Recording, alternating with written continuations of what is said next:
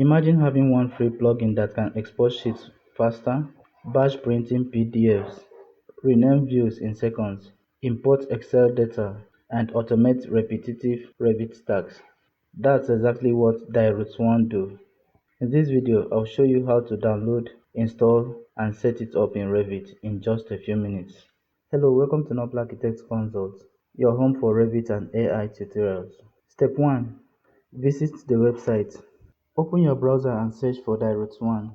Let's open this. I will leave the download link in the description. So we have the free version and the premium version. Now click here to download. Fill the short form below. Fill in your name, email address, country, and the company. Then submit. Click submit. Now click here to download.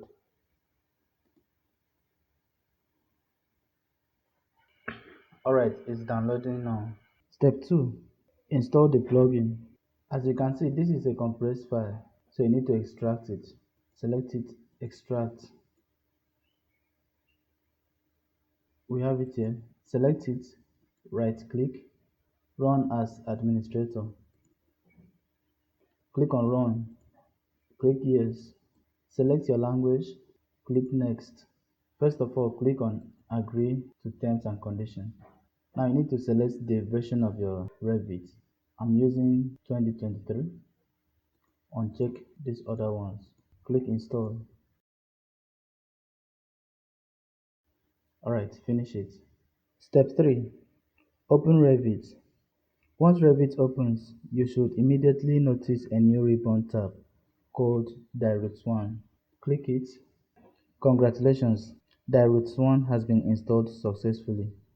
Let me quickly show you some of the most useful tools you'll find here. We have the Sheets link. This is great for importing and exporting sheet information to Excel. We have the Family Reviser. This helps you update multiple Revit families much faster. And there are many more productivity tools waiting to save you hours of work. In subsequent video, I'll show you the 5 most useful DiRootsOne tools every Revit user should know. And that is how easy it is to install DiRootsOne in Revit.